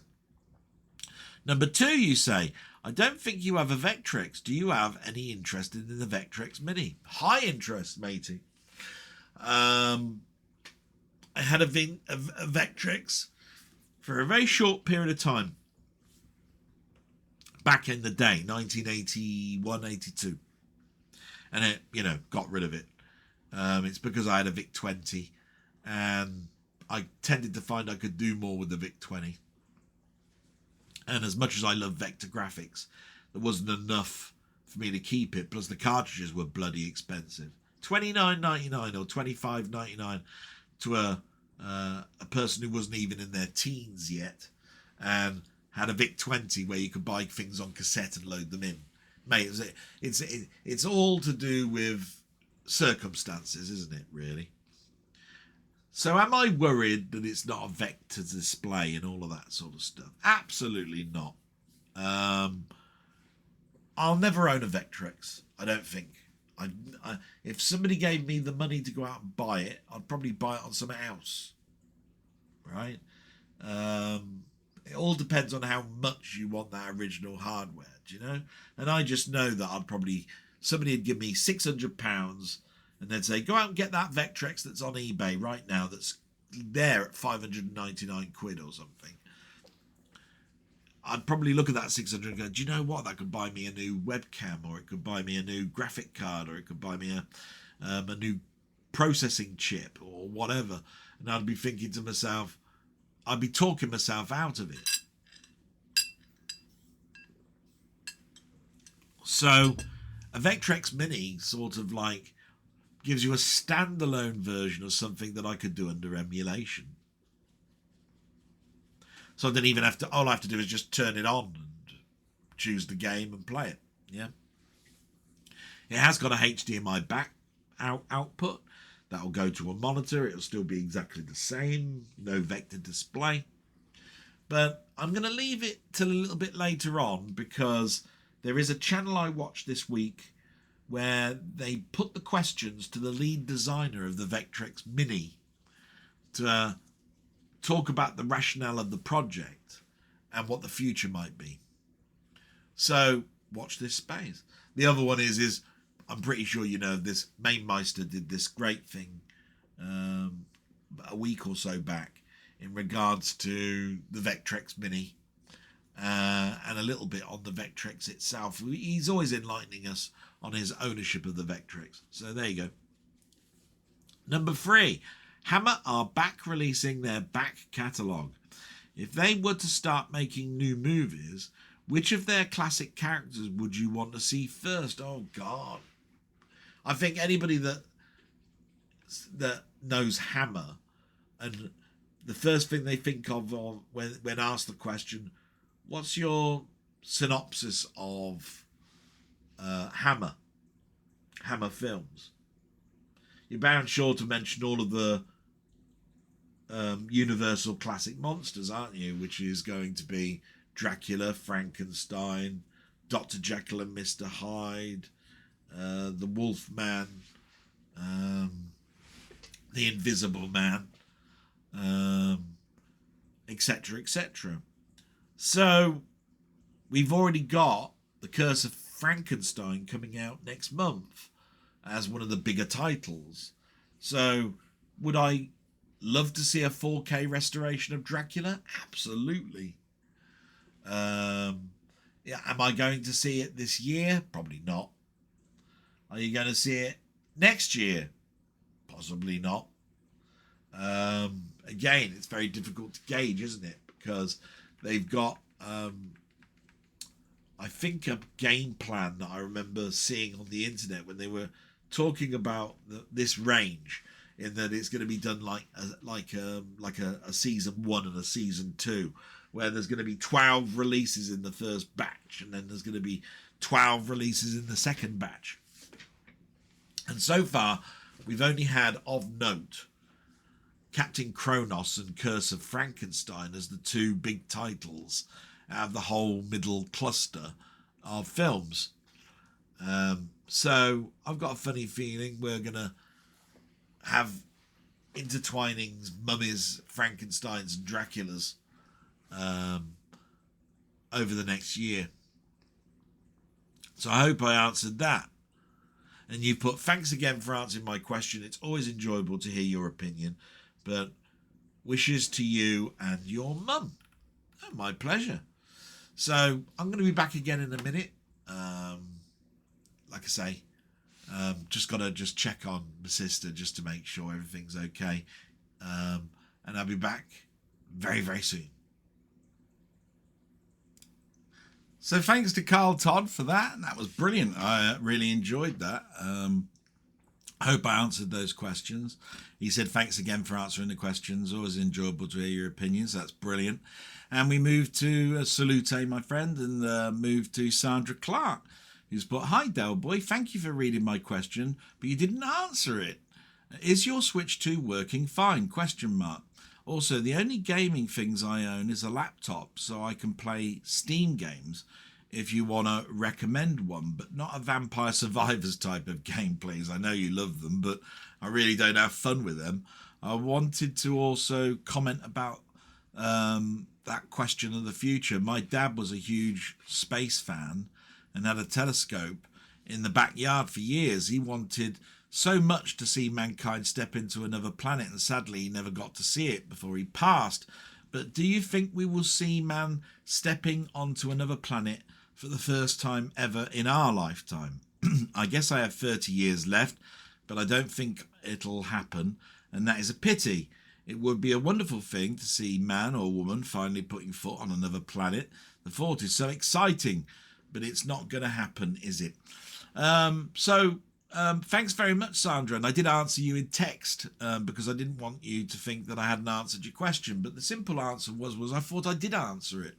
The very fact that I mentioned that I go on my Switch to irregular, but I try and go on it at least once a week or whatever, is an indication it's working fine. I mean, I couldn't play on it otherwise, could I? I've got no problems with the display. Sound is coming out. I sometimes play it on the screen if I put it in the dock, but most of the time I'll have it just in handheld mode. So I was just more concerned with the fact that yours is broken and it was going to take so long to repair. So I thought, like I said, I did answer it. The simple answer is, yeah, mine's fine. In regards to your second part, which is, do I think that we'll see man in our lifetime land on another planet, which is most likely to be Mars in my lifetime? Nah, I don't. When I look at my life, and I'm in my later part of my 50s, so I'm probably sort of the same as you, 30 years if I'm lucky. I would say, based on the last 30 years, it's a resounding no. But I do know that there are plans, aren't there, to go back to the moon. It's much more convoluted, this approach.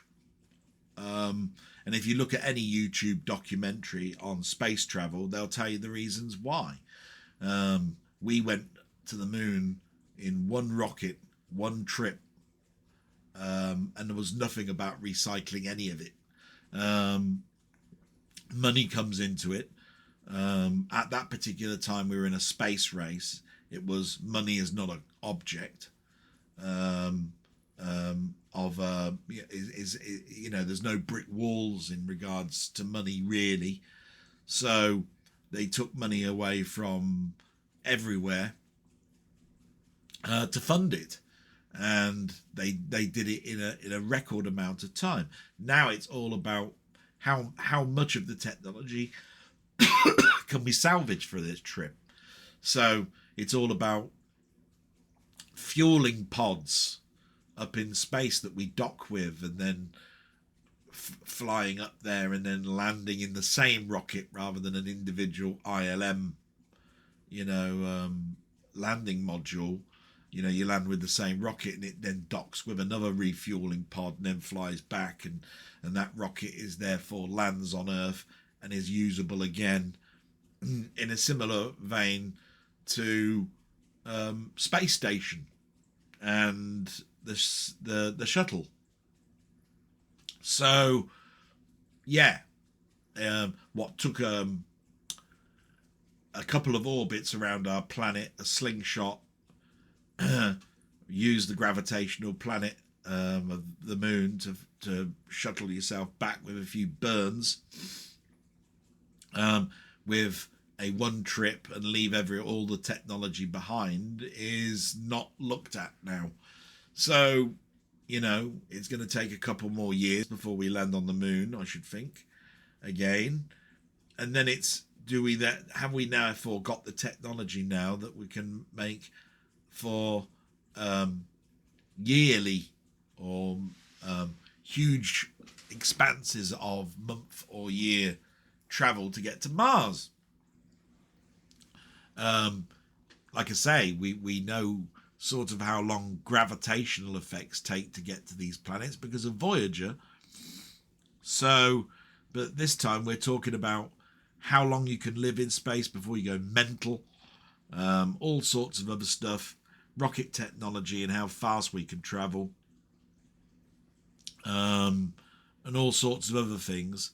And we still got the same problems as we had in the 60s as now, with people with no houses and all of this sort of stuff. So the funding of it is all down to private investors. It is a sad case. It slowed us all down, and therefore my dreams, are quashed. And I can only hope that we expand upon telescopic and type of technology to see stars and planets in other systems, in the same way that Hubble gave us those wonderful images. and for my dreams to continue.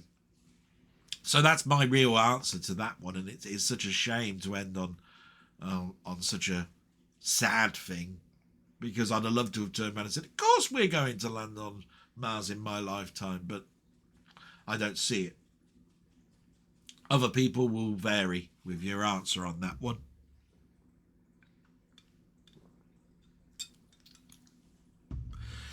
So, salute, Sandra. Thank you very much. I hope that you're that much closer now to getting your Switch back. There's been a lot of Switch talk, by the way, on YouTube. I've been watching this week about the disdain towards Nintendo, actually, more than anything. One of them being this key card system, for playing your games, where you can put your game in a virtual key card type thing, download it, play it, etc., and physical media in itself, meaning that the collector that we have now, the person who collects for older systems, can't be done in the modern world.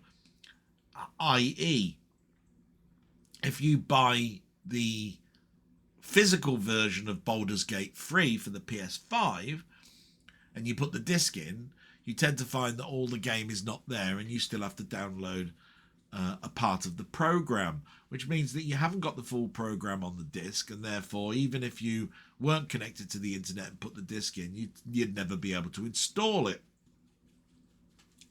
Well, then what's the point in having it on the disc? It does take away a slight amount of download for the whole game, which would take a bloody long time. But what's the point in putting something on a disc that's not fully there? If you buy a cartridge for the Switch, it will still run even if it's crippled with problems, like a day one patch or something, right? It will still load up and you'll still have the game and you can still play it in whatever shape it's in. But only to have part of the program and still then part of it to have to download means you haven't got it. So yeah, I must admit, I always thought Nintendo were a little bit better in regards to collectability than the Xboxes and PlayStations of this world that go along those lines I've just talked about. So yeah, it's a shame, really. So I hope things are on the mend and on the improvement for you. So salute, and we move to Martroid, who's put, and he's just put one line, and he always makes me laugh. He's put, so I've been playing a bit of the excellent Boney 2. Right, that's a game that's done by my friend Steve's Gaming, and I wholly recommend that you download that game. It's free. It's on itch.io, I think. I'll try and put a link in the description. But he's put, my question is, do you think Steve is sadistic? For which my flippant answer was, damn right he is. But no, he made a hard game, and he wanted to make it the second one harder. Why not? You don't want to do 20 levels that you could just go through in the first life. Not that you could in that first game. But you also don't want something that you completed in a day if it took you months to code. So yeah, is he sadistic? Oh, he is, because he's my mate Steve. He's a sadistic little shit. But the simple answer is he's not at all. In fact, actually, his answer to you directly was blame Charlie Farr. I wasn't even going to make a Boney 2 until he said that Boney 1 was far too easy. Little sod. Stupid. Far too easy, my arse. But anyway, that answers that easily. And then the last comment is from Gans Teeth, who's put, great to hear you are making some progress with the DVLA. Hopefully you'll get the all clear soon. All the best for the week ahead. And you've heard about my week, so it's not been that bad. And thank you very much, my friend. And that's the end of the comments. Absolutely fantastic. So you know what we do at the end of that. We move to what I've watched on YouTube. Just some recommendations, things that my friends have done, things that I've just watched that have nothing to do with my friends, and just things I found generally compelling to watch, or not. So here we go. It starts off in sections, the first one being watched on YouTube. And you know that what I put for watched on YouTube is always down to the first 4 being always watched every week regardless. And those are This Week in Retro, Techmoan, Gadget Show, and Chronologically Gaming. And every single one of them had a video out this week. Absolutely fantastic. So we're out of that end of holiday season and school. Kids are back at school bit. So everybody's bringing out stuff. So This Week in Retro is always split into 3. Their 3 sections were Microsoft Open Sources, a classic. It's Commodore data set, but it's small. And Christopher Drum, Someone You Should All Know. So yeah, there was quite a lot for me to dig here. There was a couple of ladies as guests this week, which have their own channel. I have seen that channel myself. They're quite funny. I don't watch them every week, and it's sometimes I can go months and then suddenly it'll appear on my alerts. But they're in the States, and they've got their own Fix-It channel and showing old retro devices. But it was marred a little bit watching This Week in Retro because they were on and they kept marketing their band. It was supposed to start off as a joke, but it I don't know, it got on my nerves towards the end. Keep plugging away at this band that I'm never going to listen to. Or unlikely, should I say, to listen to. But the subjects were good. It won't be very long now before the next bit in the news will be about Microsoft turning off support for Windows 10. We're only 4 weeks away now to the end date for support, for which you can buy extended support for, and many other methods that you can get support for Windows 10 for another year. It will ramp up in costs every year past that point. But there are many people that are bringing out videos with, here's a website where you can get your updates from. Here's a tool that you can use to get this support for free. Here's the website where you can actually pay Microsoft that figure that they want for another year's support, which I believe is $30, etc., etc. And then comparisons with how support ended for Windows XP and how we handled that and all that sort of stuff. All the good stuff is all there, all covered in this particular video for This Week in Retro. The dataset one was an interesting one because it was a 3D printed tape mechanism that you could put little answer machine tapes in, and a lot of the discussion was, what's the point? What's the need? You can load things by SD card and all sorts of stuff. But it was nice to see. It was quite fun. We moved to Techmoan. His videos are always much shorter than This Week in Retro, but he did a modern boombox review by popular request. So these people that watch his channel said, "There's a boombox here that I've been telling you about, but you haven't reviewed it yet. Are you gonna buy it and review it?" For which he said, "Go on then, I will." And his results to it was exactly what he thought. How pretty poor it is, really, for the money that you're paying for a boombox in 2025. So that was, again, worth it, I think. The Gadget Show is back with a vengeance. They basically mentioned that this is a new season. He's now editing his film that he's been doing for the last couple of months. They mentioned the new sponsor, which is Sex or Kex or CEX, whichever way you want to call them. And he mentioned, and Susie, by the way, the co-presenter, a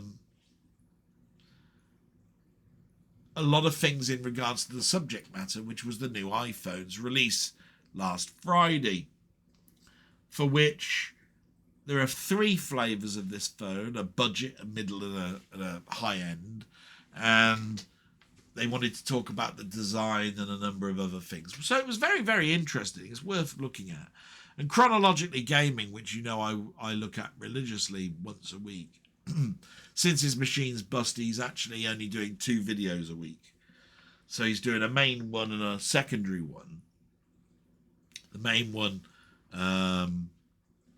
being 1982 continued, but the subsequent one, the one that's the lesser, is a backlog, and that is going back to earlier years and talking about machines or computers that you can now talk about because they're now emulated or are in a position where you could play on it. So that was good. Enjoyed that. So those were the 4 videos that I watch. Marvellous. So the rest of the stuff is stuff that just pops up in the alert. So we had one from somebody called Veteran Joystick. The heading for the video was "Nintendo just made games illegal."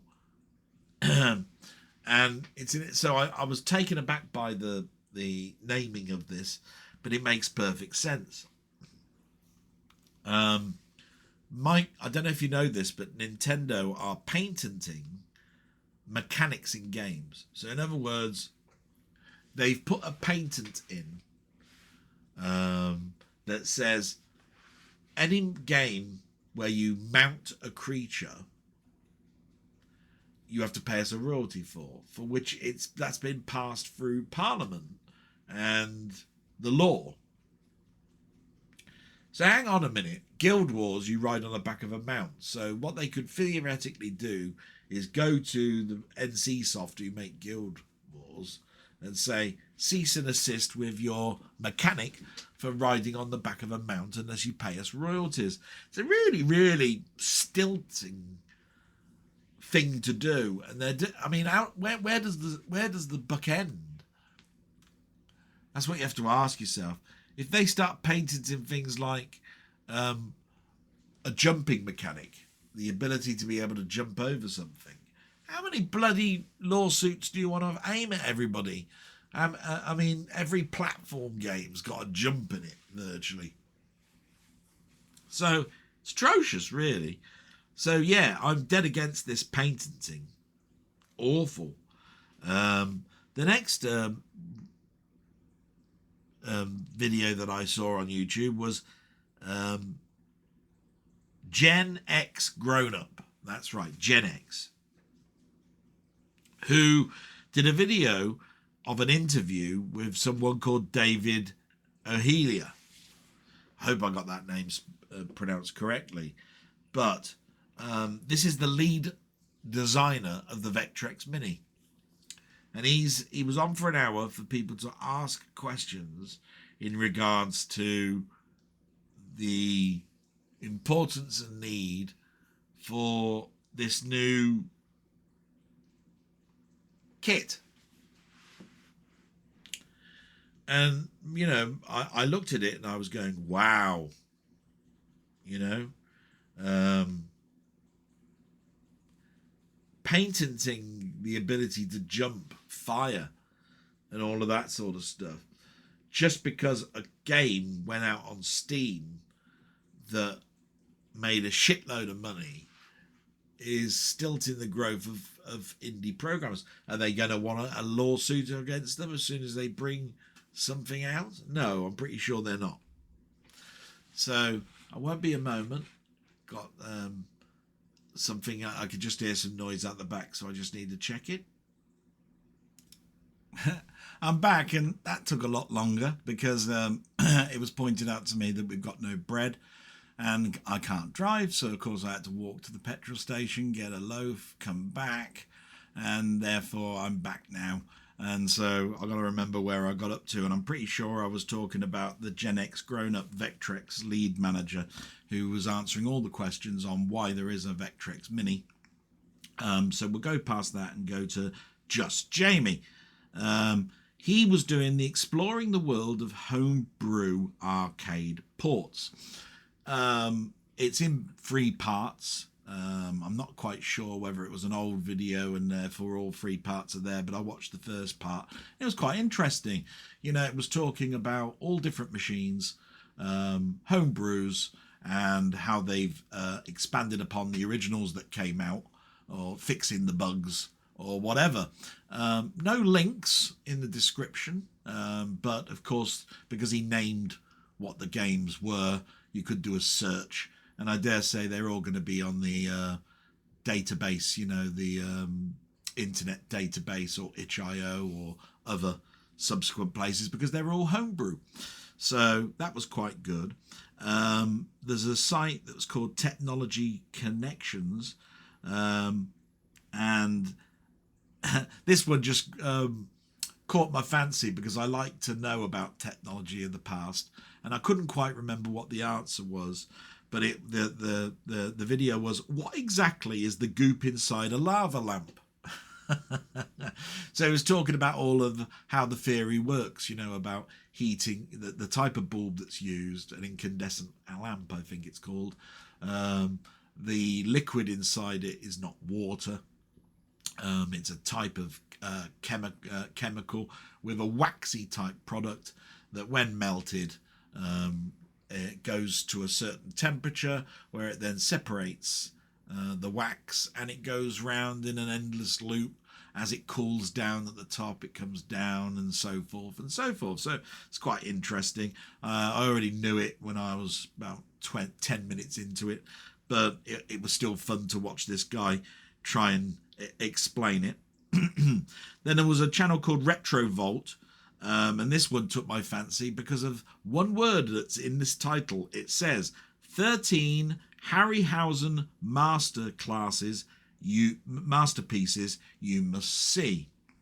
Harryhausen, Ray Harryhausen, the special effects wizard that all through my childhood made me gasp in awe at the beauty of special effects that were done with actual physical clay or resin or whatever to make a creature look realistic. Anybody who's seen Clash of the Titans and has seen the Medusa will know exactly what I'm talking about. Absolutely fantastic. I'd seen them all, but yes, totally agreed. And I thought you actually could have increased it from 13, you little sod. But anyway, the next one I saw was Commode on Film. Now, I always forget his name, but he's the one who reviews films, and he does it with Mills. What's his name? So Mills. He used to do it on Radio 2, but they've moved to the YouTube, and he's got his own channel called Commode on Film, where he talks to a film creator just a not a big like Spielberg or someone, but just a creator, about all things that are going on in film. And he posed the question, is physical media dead? But it wasn't really about, is physical media dead? He started off by turning around and saying, is it a thing? And this is what he said. Is it a thing for collectors that only collect soundtracks these days? And then he reminisced about him going to London and 58 Dean Street and being outside the shop on a Friday, and going into the shop, and people were waiting outside the shop, waiting for the delivery, to go in there and buy all of their soundtrack albums on vinyl, and then take those soundtracks back and then read the book of the film while listening to the music, which was the way that you reminisced about the film that you'd seen. And of course the other guy was saying, yeah, it is a thing, it doesn't happen anymore. But it's not quite true, that. I mean, if you actually look on the internet, you'll see that there are companies in America called La La Records, and there are other places that you can get soundtracks from, and they're all doing soundtracks. And physical media is not dead. On DVD, Blu-ray, 4K, you could still get those as shown by the end of my blogs. And you could still buy soundtracks on CD, although I do recognise that digital is the way that most people download these days. I have never bought a soundtrack. Should I say never? That's not true. I rarely buy a soundtrack on digital. I will always buy the physical if I possibly can. I don't do it as much as I used to. I had a plan when I was in my 20s.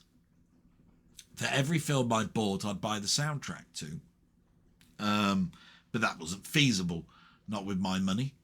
And I do realise that it's not like computer games where actually the online copy could cost more than the physical copy. You can actually buy a soundtrack for much cheaper than a CD. You can even buy just individual tracks and pay only pence for them, which means that you could do your own compilation of main themes for very little money.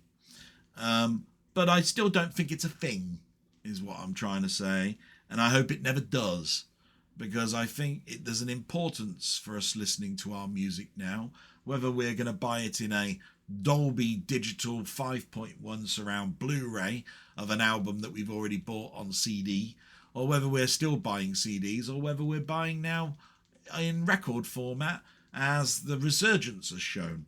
So that's my answer to that one. But Commode on Film is a great little podcast, and I'm considering subscribing to that one. And then there was the last one I watched, which was Today in the Space World. That's the channel. And it was, and the question was, what is above and beyond the solar system? So this one went into complete technical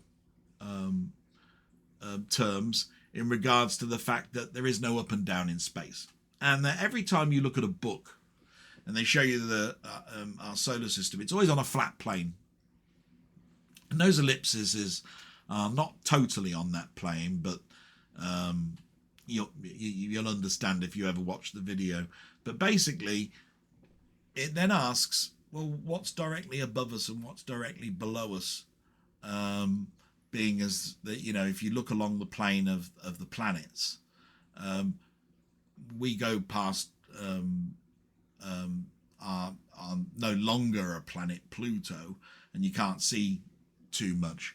And it talks about what the next plane above our solar system is called, and above that, and above that, and above that, and how then our galaxy goes around, and all of that sort of stuff. And it gave us all of the names for them. Things like the Hepsid belt and things like this. And it was very interesting, really enjoyed it. It was about 30 minutes long. It was just about right, bite-sized, something to sort of like watch. And that was what I watched on YouTube. The next section is film, TV, and soundtrack on YouTube. and I haven't had much chance to do too much with soundtracks. I'm coming back to that shortly. But these are just some friends and some things that I watch in regards to films each week. So I, as always, Ian Hill, The Ramblings, does a lot of stuff on film, so I watched that. This week, my God, he's brought out my top war films 1957 to 64. I put 63, but he's done another one since then.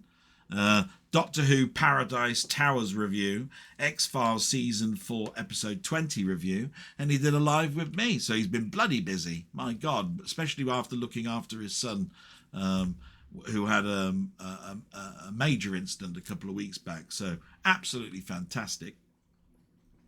Definitely go and support my friend Ian. Absolutely great. And then we've got, after that, Mondo Celovic Movies. Fantastic, another channel that I learned so much about horrors from him, horror films. So he brought out a couple of videos this week, where last week it was just to his private members. He did a hard to get video nasty, a closer look at Action Comics 1 and 2. Now, this isn't the Action Comics of DC, you know, like superheroes. This is a 1976 comic called Action Comics. And then Blood Orange, a Hammer film, unboxing and review. So again, Hammer horror and all that sort of stuff. Although Blood Orange is more film noir. So that was quite good and it was interesting. Straight on from there, we've got Josh Through the Lens. He did a stop making. He did two videos of note. Stop Making Conjuring Movies was one, which is not a short, and a Random Roulette Episode 1 Wonder Woman. So he's basically going back over some of his stuff. It's why it's called Random Roulette. And he did a back review of Wonder Woman, what he thought of it now. Has his mind changed? That was a short. That was quite good. Quite a good use of the short as well that YouTube do. Moving on, we've got Did You See That? Or Did You Zed That, depending on which country you're in. He did a review of The Conjuring Last Rites. I take it that's where the Stop Making Conjuring Movies comes from, for Through the Lens. A review of a film called Tape. And he did some more Spider-Man gameplay. He's now up from episode 14 to 17 this week. My God. Definitely must be coming close to the end now. And then there is a big shout out to Movie Collector. He's that projectionist that I talk about. He did a 35mm trailer show where he showed off some of the trailers that he's got on film in 35mm. Twister, Batman, a load of others. And how his setup works on that particular projector, and how sound comes out of a projector when you're talking about film, because it has to go through an amp, you know, a converter, done by the bands that are around the outside of a film. So that was great. So that's all the stuff on films. And then we get to the game and tech YouTube, which is all my friends that are part of my Discord, and, you know, people I've known for years, their own channels, etc. So most of the stuff that you're going to hear now, they've all got their own channels. Please do a good look at that description. And the first one we've got is Down the Rabbit Hole. Keith, my friend from Canada. He did a couple of videos this week. Someone turned buying ET cartridges, but no, someone turned burying ET cartridges into a game. Yeah, so an Atari 2600 homebrew game where you go around with a digger of a sort, pushing in ET cartridges into a pit, and then collecting fuel for you to continue ad infinitum until you get a high score. Quite inventive, really, especially when you consider ET and its history with the Atari 2600. He then did a sort of a video overview, really, or view of a game called Stardew Valley, and that's because it's just come out free if you're a PlayStation Plus person. Stardew is now free, and he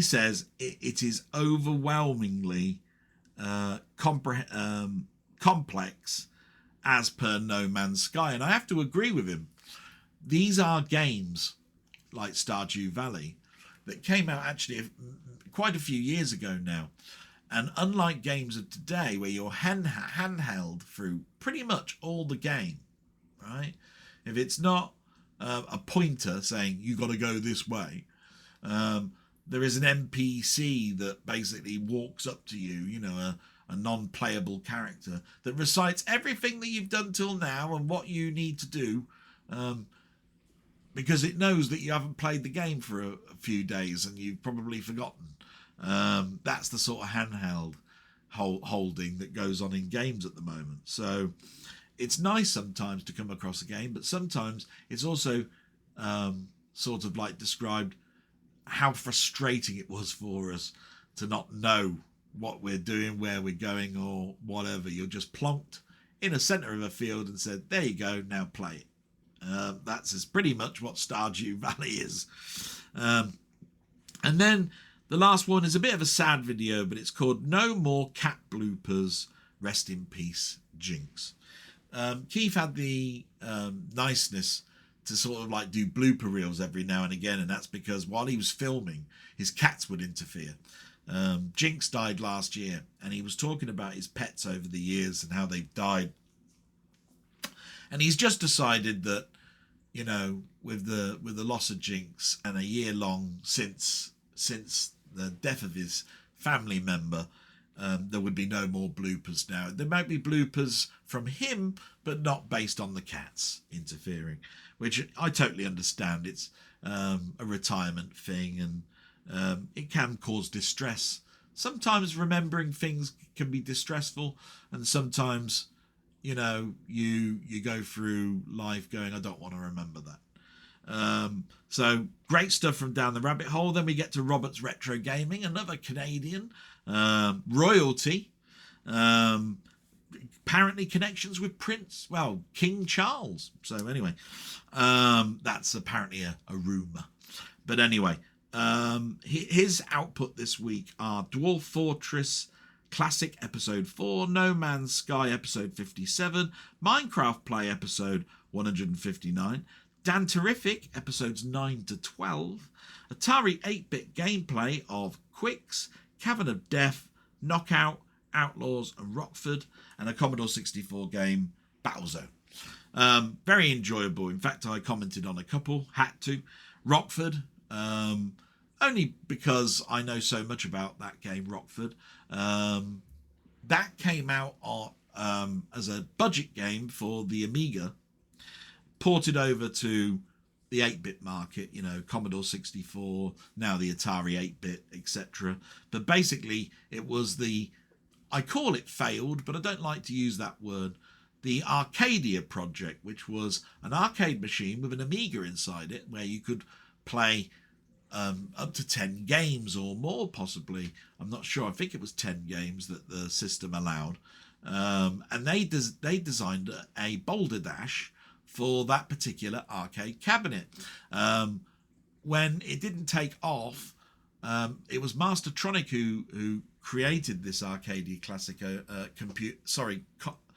Arcadia arcade machine, and they decided to release some of these games on the Amiga itself to buy and take home.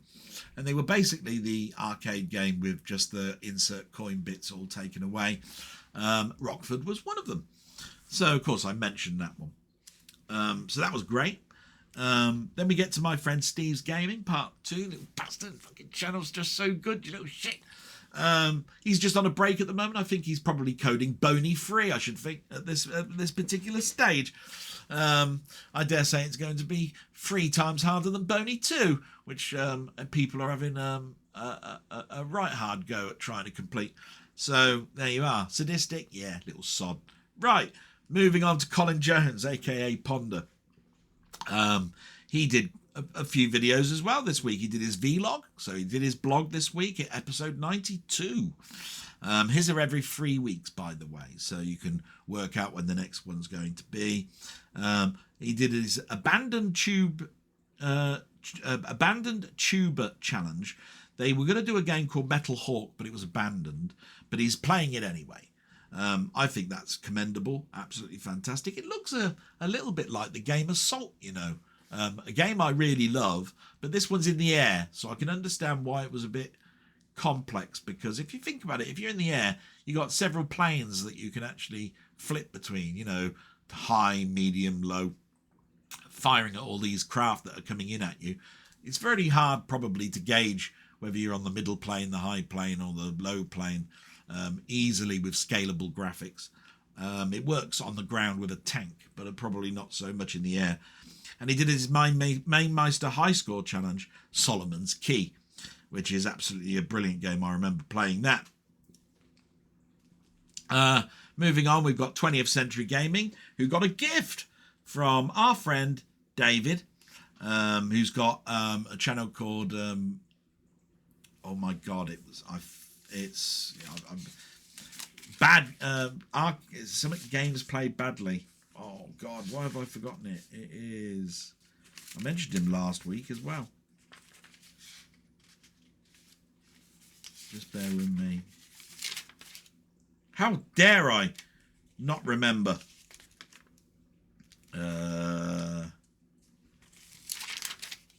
God's sake. I'll come back to that in a moment. Anyway, he's got a gift, and I think it's well deserved. David, bad games played badly. Oh, we'll remember it in a moment. Sent a cassette over of a game that Mark of 20th Century Gaming has played, and I think he's completed it now, called Roller Coaster, and he did it as a sort of a trophy. I think that's marvellous. What a nice thing to do. The last thing is Mainmeister. You know, he's a great friend of mine. He did a Nice and Nasty. He did a Wednesday live. He did a Friday waffle. He'll probably be doing a Sunday live tonight. Like I say, the output from there is incredible. I really am annoyed with myself that I've forgotten the name. The exact name is what I'm trying to get at. It's not that I've forgotten it. David, retro games played badly. There you are. See, look, I wasn't far off. Just couldn't remember totally the wording for it. Shoot me. I can't remember it all. And that's the end of the written side of the blog. And there's just some stuff that's come through this week. Like literally, like I say, I'm buying very little at the moment, salvaging my money as best as possible, trying to give as best a life to my mum as possible. So we'll go to the overhead cam, and these are the ones that came this week. So this is one of those Hammer ones that we mentioned earlier that was called Blood Orange. This one is called The Man in Black with Sid James. It's a 1950s film, noir film, not really a horror, more a crime, which I'm really looking forward to cracking open and having a look at. The 4K restorations of these hammers are really good, and the box is just wonderful. Look at the paperwork that's in there, plus the book in a digipack. It's absolutely gorgeous, these restorations. And the last one is a steelbook, Master and Commander, which I talked about with Ian on Thursday, because as much as I like this film, in fact I actually love it, this film, I have to think about all the films that I've seen set on a ship. The Bounty, Waterloo, Napoleon, all of those sort of like films, and TV series like Sharp.